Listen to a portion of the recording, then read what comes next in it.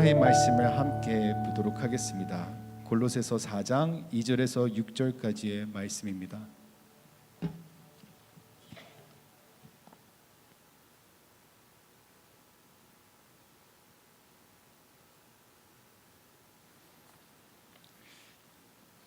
골로새서 4장 2절에서 6절까지의 말씀 저와 함께 읽겠습니다. 길지 않기 때문에 저와 함께 읽도록 하겠습니다. 시작. 항상 기도에 힘쓰고 기도 가운데 감사함으로 깨어 있으십시오. 또 하나님께서 우리에게 전도의 문을 열어주셔서 그리스도의 비밀을 말할 수 있도록 우리를 위해서라도 도해 주십시오. 나는 이 일 때문에 매여 있습니다. 내가 마땅히 해야 할 말로 그리스도의 비밀을 나타낼 수 있도록 기도해 주십시오. 외부 사람들을 대할 때는 지혜롭게 행하고 기회를 선용하십시오. 여러분은 언제나 소금으로 맛을 내는 것 같이 은혜롭게 말하십시오. 그러면 여러분은 각 사람에게 어떻게 말할 것인지 알게 될 것입니다. 아멘. 하나님의 기록된 말씀입니다. 잠깐 기도하겠습니다. 하나님, 한 해를 돌아보며 하나님께서 행하신 많은 은혜들을 기억합니다. 하나님께서 우리를 또 인도하여 주시사 이제는 주 안에서 어떻게 살아야 할지, 또한 어떤 은혜를 기대하든지 어떻게 기도해야 될지를 우리에게 말씀하여 주시옵소서. 예수 그리스도 이름으로 간구하며 기도드립니다. 아멘. 오늘 이 교회에 있으면서 저희가 선교적인 삶을 다들 꿈꾸고 바라고 기대를 하죠. 그래서 선교적인 공동체, 선교적인 삶, 선교, 아울리치도 가면서 저희가 선교에 대해서 많이 언급합니다. 근데 이걸 형용사로 썼을 때 missional, 선교적이다 했을 때는 어떠한 정확한 뜻이 있을까요? 이렇게 정의된 것을 발견했습니다. 세상을 향한 하나님의 사명에 참여하는 데 초점을 맞춘 생활 방식이나 교회 문화를 설명하는 것으로 단순히 전통적인 선교 활동에 그치는 것이 아니라 복음과 하나님의 사랑을 모든 것에 전하기 위해 보냄받은 자들로서 살아가는 총체적인 방식을 의미합니다. 다시 한번 읽어드릴게요. 세상을 향한 하나님의 사명에 참여하는 데 초점을 맞춘 생활 방식이나 교회 문화를 설명하는 것, 단순히 전통적인 선교 활동에 그치는 것이 아니라 복음과 하나님의 사랑을 모든 곳에 전하기 위해 보냄받은 자들로서 살아가는 총체적인 방식을 의미합니다. 그게 미셔널이라는 뜻입니다. 그래서 저희가 일터에서나 가정에서나 아니면 다른 공동체에서나 여러분이 속한 어떤 교제하는 상황에서 항상 미셔널하게 살기를 주님을 축복합니다. 선교사만 파송을 받는 것이 아니라 아까도 우리가 백모세 형제님 가정을 축복하였듯 그 어디를 가든 하나님의 보냄받은 자들처럼 그곳에서도 예배의 자리를 세우고 그곳에서도 하나님 나라를 꿈꾸며 그곳에서도 예수 그리스도의 죽으심과 부활하심을 전하며 그곳에서도 성령님의 함께 하심을 사모하며 살아가기를 축복하며 보내는 것이죠. 예배 후에도 마찬가지입니다. 여러분들도 이제 각자의 일터와 삶의 영역에 들어갔을 때 주님이 축복하시사 여러분들도 그곳에서 선교적으로 살 수 있기를 주님의 이름으로 축복합니다. 아멘. 아멘. 그렇기 때문에 여러분들이 이제 저희 교회 달력을 이제 공동체 달력을 받으셨을 거고 또 키링을 받으신 분들 계실 텐데 거기에 새로운 우리 공동체를 위한 내년을 위한 표어를 하나 만들었습니다. That's missional in between입니다. 이 말씀 본문에 기반해서 우리를 위해서 기도하면서 준비한 표어인데요. missional in between. 여러분들이 계신 곳이 하나님의 나라와 이 땅 사이에서 있는 역할입니다. 그곳에서 선교적으로 하기를 우리가 함께 1년 동안 말씀을 통해 살피면서 정말 여러분들이 포인트5 공동체 지체로서 오늘의 교회 성도로서 어떻게 하면 선교적으로 살 수 있을지 기도하며 배우고 꿈꾸고 살아갈 수 있길 소망합니다. 그래서 이렇게 오늘 한번 정리해 봤습니다. stay missional in between every situation and circumstances. 어떤 상황과 어떤 환경이라도 항상 그 가운데서 선교적으로 살 수 있기를 주님이 축복합니다. 아멘. 그래서 오늘 말씀 보면은 2절 한번 볼까요? 2절 말씀 먼저 보도록 하겠습니다. 2절 말씀 보면 이렇게 기록되어 있습니다. 같이 읽겠습니다. 항상 기도에 힘쓰고 기도 가운데 감사함으로 깨어 있으십시오. 말씀을 잠깐 계속 올려주시기 부탁드리겠습니다. 여기서 이 단어들이 우리가 흔히 쓰는 단어이나 사도 바울은 의도적으로 이 단어를 조합해서 이 문장을 기록했습니다. 항상이라는 것은 habitual, 습관적으로 하라는 뜻이에요. 습관적으로. 항상이라는 것은 매 순간을 말할 수도 있겠지만 좀 더 심오한 표현으로 어떤 특정 단어를 썼을 때는 사도 바울이 의도한 것은 습관적으로라는 뜻이라는 거예요. 그리고 항상 뭐라고 되어 있습니까? 기도, 습관적으로 기도하라. 근데 여기서 또 뒤에 붙는 것은 힘쓰라라는 거예요. 근데 기도에 힘쓰라라는 이 단어가 우리는 단어적으로 분리할 수 있지만 이 단어가 사실 한 단어예요. 헬라어는 프로스칼테리오라는 단어인데 지속된 기도, 지치지 않고 끊임없이 하는 기도. 그래서 하나님께 호소하듯 직접 하나님께 간구하는 기도라고 설명할 때 쓰는 특정 단어입니다. 성경 곳곳에서 이 단어가 사용되지만 주로 그냥 프로스쿠에어라는 그저 기도라는 단어와 조금 더 다른 의미에서 기도 단어입니다. 그렇기 때문에 습관적으로 지치지 않고 끊임없이 하나님께 하는 호소를 하라라는 게 2절의 첫 번째 부분입니다. 근데 이어서 중간 부분에 있는 문장에는 기도 가운데 감사함으로 깨어 있으십시오 되어 있어요. 근데 깨어 있으라라고 하면은 예수님께서 말씀하셨던 것도 기억이 나죠. 깨어서 기도하라. 깨어서 기도하라. 이때 단순히 잠들지 않고 깨어 기도하라라고 보일 수 있지만 이 특정 단어는 언제 쓰이느냐? 주님 다시 오실 것을 알아 깨어 있으라라고 얘기할 때 쓰는 단어입니다. 즉 다시 한번 설명할게요. 습관적으로 하나님께 호소하듯이 주님 다시 오실 것을 알아 멈추지 말고 기도하라라는 뜻이에요. 이게 바로 2절의 첫 문장에 있는 서론구입니다. 다시 설명드리면 사도 바울이 이후에 있을 기도 제목을 나열하면서 기도 부탁할 텐데 그냥 단순히 간구하고 기도에 힘쓰십시오, 기도해 주십시오가 아니라 습관적으로 하나님께 호소하듯 주님 다시 오실 것을 알아 멈추지 말고 기도해 주십시오라고 얘기하는 겁니다. 근데 그 기도의 부탁이 무엇입니까? 첫째, 매여 있어도 전도의 길이 열리도록 기도해 주십시오. 쇠사슬에 묶여서 내가 이 복음 전하는 일 때문에 핍박을 당해서 결국에는 감옥에 갈지라도 그 가운데서도 습관적으로 지치지 말고 주님 다시 오실 것을 알아 깨어 기도해 주기를 무엇을? 전도의 길이 열리도록 이렇게 기도해 달라고 합니다. 이제 말씀을 내려주셔도 되겠습니다. 매여 있어도 기도하는 거예요. 내가 복음을 전하는 것 때문에 그 국가의 법률상 위법해서 그것 때문에 감옥에 들어가더라도 주님 내가 이 감옥에서 나오도록 기도해 주십시오가 아니라 그럼에도 불구하고 이 상황 속에서도 복음을 전할 수 있도록 기도해 주십시오라고 기도 부탁하는 거예요. 전도의 문을 열어주셔요. The devotion to prayer that Paul calls for should be characterized by a strong sense of expectation about Jesus' return and the motivation for prayer so that only the mystery of Christ is proclaimed. 다시 한번 말씀드립니다. 기도에 전념하고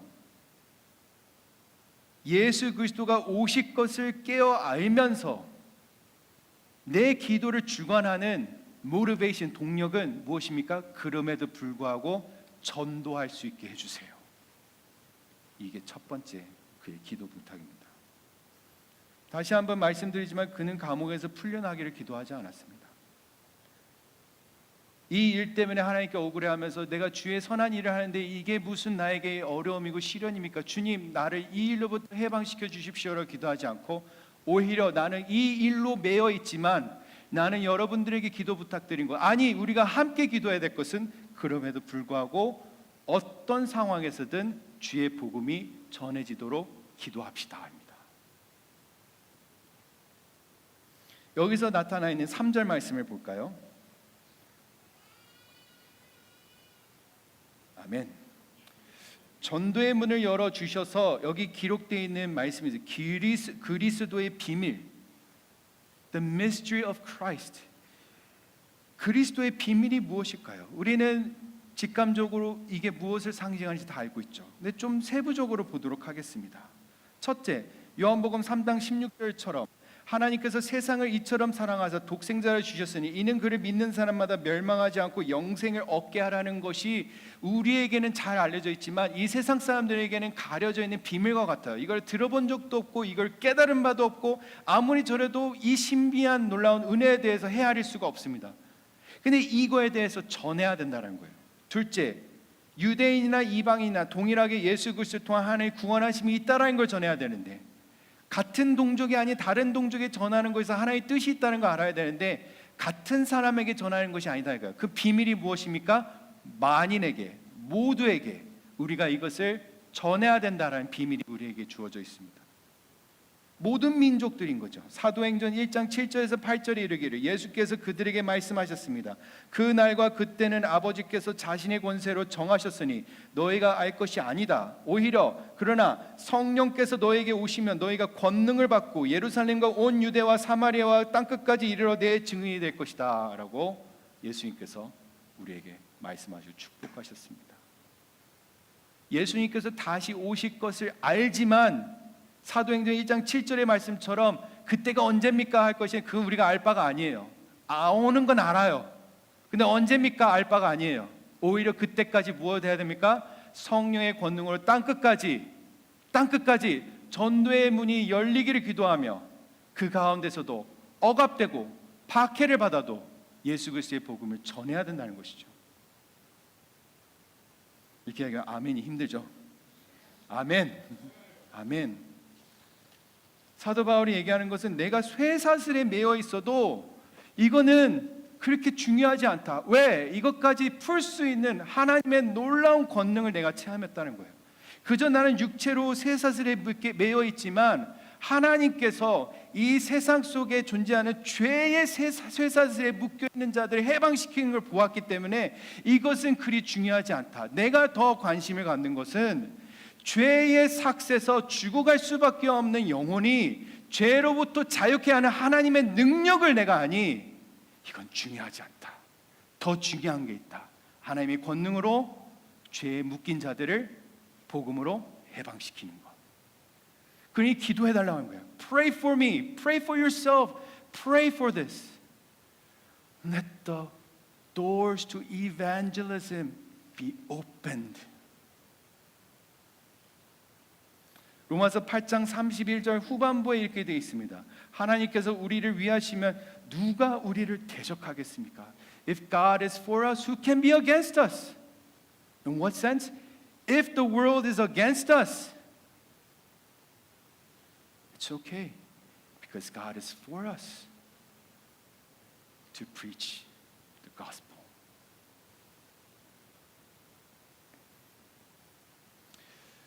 Stay missional in between every situation and every circumstances.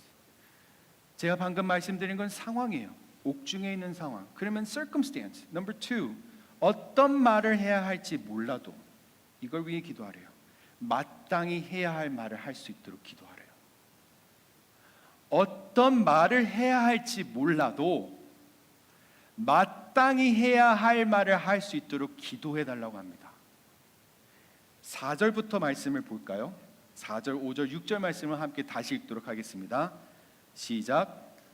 내가 마땅히 해야 할 말로 그리스도의 비밀을 나타낼 수 있도록 기도해 주십시오. 외부 사람들을 대할 때는 지혜롭게 행하고 기회를 선용하십시오. 여러분은 언제나 소금으로 맛을 내는 것 같이 은혜롭게 말하십시오. 그러면 여러분은 각 사람에게 어떻게 말할 것인지 알게 될 것입니다. 자, 우리가 외부 사람들 속에서 살고 있습니다.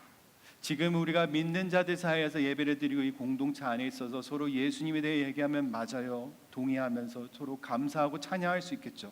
그러나 이 건물을 나가고 여러분들이 속한 곳에 가는 순간 이게 받아들이지 않는 곳일 수도 있어요. 홀로 믿는 자, 그 가정 가운데 예수님 예배드리러 갔다 왔어요는 잘했어요, 우리를 위해 기도해 감사해요 얘기를 듣기보다는 너 또 교회 다녀왔니? 라고 질타를 받는 분들도 계세요. 하물며 직장은 기독교적이 아니어서 반기독교적인 그런 영역 안에서 기독교인으로 살아가는 그 부분이 정말 무지하구나, 무식하구나 하고 질타받는 분들도 계세요. 왜 그렇게 사니? 이렇게 살면 될걸. 왜 기독교인이라고 그렇게 사니? 우리는 외부 사람들 속에서 살고 있습니다. We live amongst the outsiders. 그렇기 때문에 우리의 행동은 그들에게 노출되어 있습니다. 노출되어 있어요. 유대인은 유대인들에게 노출되어 있듯이 헬라인도 믿는 자도 그 다른 헬라인들 사이에 노출되어 있듯이 여러분들 상황과 환경에 맞춰서 예수 그리스도를 믿는 자들이지만 이 세상의 관점에 노출되어 있습니다. 그 상태에서 그 circumstance에서 어떤 말을 해야 할지 우리가 담대히 얘기할 수 있을까요? 대체적으로 그러하지 않다가 많아요. 왜냐? 무슨 말을 할지 몰라요. 말을 해도 들어지지가 않으니. 그러나 성경의 말씀에 우리가 힘을 입어 이렇게 스스로 얘기할 수 있죠. 위축되지 말자. 위축되지 말자. Because it says make the most of every opportunity. 모든 기회를 선용하십시오. 내가 무슨 말을 해야 될지 못하는 그 상황도 그 기회를 삼아 선용하라고 되어 있습니다. You have to use that opportunity by doing what? Asking the Lord for the favor to put His word in my mouth to share to the world. 근데 그것이 무엇입니까? 지혜와 맛깔난 말. 여기 있어요. 그냥 소금으로 맛을 낸다면 그 말 그대로 정말 그분이 말하는 게 와, 귓가에 쏙쏙 들어오고 맛깔난다라는 뜻이에요. 정말 간을 정말 잘 맞췄구나. 누구든지 보가도 우리 테이스트 버드가 와, 이 음식은 맛있다 할 수 있도록 잘 말하는 그 은혜가 하나님으로부터 와야 된다는 거예요. 그리고 은혜롭게 말하십시오. 모든 상황 속에서 우리가 지혜롭게 얘기하고 맛깔나게 말하고 은혜롭게 말할 수 있으려면 얼마나 좋겠어요. 그러나 성향상 그게 어려운 분들은 이게 다소 도전적일 수도 있어요. 그저 말을 못하고 그냥 그 자리에 있는 것이 오히려 편안한 사람들도 꽤 있거든요. 하지만 우리가 속한 교육 현장, 정치, 경제, 이 하늘 아래에 있는 모든 영역 속에서 만약에 우리가 보냄받은 자라면 그곳에서 이 세 가지 형태, 지혜롭고 소금에 절이듯이 맛이 나도록 얘기하며 은혜롭게 말할 수 있으려면 하나님께 은사를 구해야 됩니다. 은사를 구해야 됩니다. Because 이 세 가지 언어 중에 gracefully, graciously라는 단어는 it only means this, divine grace예요. 하나님의 은혜로 인해 은혜롭게 얘기하라고 돼 있어요. 다른 지혜롭게 얘기하고 소금에 절이듯 정말 맛이 있게 얘기하라는 것은 좀 광범위한 뜻으로 사용된 단어예요. 꼭 특정 어떤 기독교 속에서 얘기하는 지혜를 얘기하는 그냥 일반적 지혜예요. 그때 저희가 사람을 만나서 바로 당장 잠언서를 이용해서 얘기하기 힘든 상황이 있을 수 있어요. 성경을 모르니까. 그때 일반적인 일반 상식 속에서 통용되는 지혜를 가지고 얘기해야 되는 상황도 있겠죠. 그렇기 때문에 사도 바울은 지혜롭고 얘기했을 때는 광범위적인 단어를 씁니다. 소금의 절이들 하면 your attractiveness, your type of pleasing to others. 다른 사람을 정말 재미있게, witty, 유머 있게 얘기하는 부분에서 단어를 씁니다. 그러나 gracious 이 단어는 it's only word, charis. 하나님의 은혜를 얘기할 때는 은혜를 써요. 상황 속에서 여러 경험과 일반 상식을 동원해서 우리가 얘기하고 친밀해질 수 있지만 그 중심 가운데 무엇이 빠지면 이게 불가능합니까? 하나님의 은혜. Say it with divine grace. Be witty and humorous with divine grace. 기회를 선용해도 do it with divine grace. 하나님의 은혜로 인하여 하나님이 주신 성령의 지혜로 바라보지 않으면 무슨 말을 할지 모른다 이거예요. 그런 경우가 여러분의 삶 속에 많이 있을 수도 있어요. 왜냐? 여러분 일터로 가잖아요. 세상 중심으로 들어가잖아요.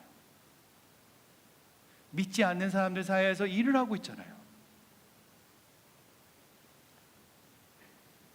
고린도전서 12장 8절에 성령의 은사를 9가지 나이라는 것을 첫 두 번째를 여러분들에게 소개합니다. 이는 어떤 이에게는 성령으로 지혜의 말씀을 주시고 어떤 이에게는 같은 성령으로 지식의 말씀을 주십니다.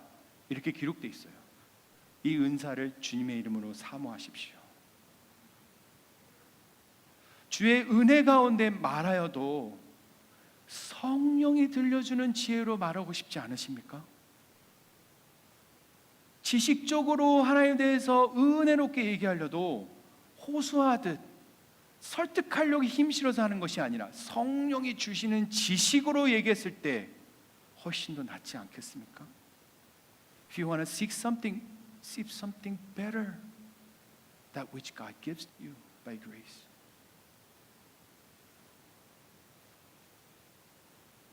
그렇기 때문에 이렇게 다시 결론에 이르러요. Stay missional in between every situation and circumstances. But how? By grace of God and by the power of the Holy Spirit.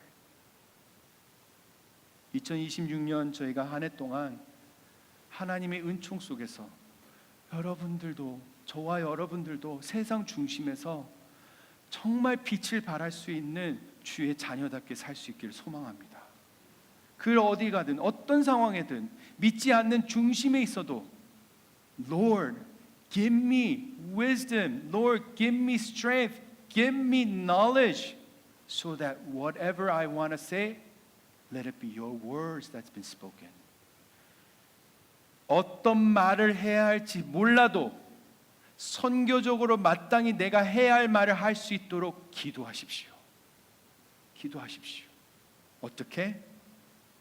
지치지 않고 습관적으로 주님 다시 오실 것을 알아 기도하듯 하나님께 호소하듯 기도하며 이 두 가지를 간구하십시오.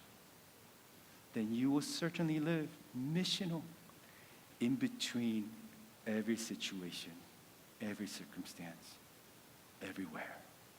Amen. Amen. 함께 일어나서 저희가 찬양하길 원합니다.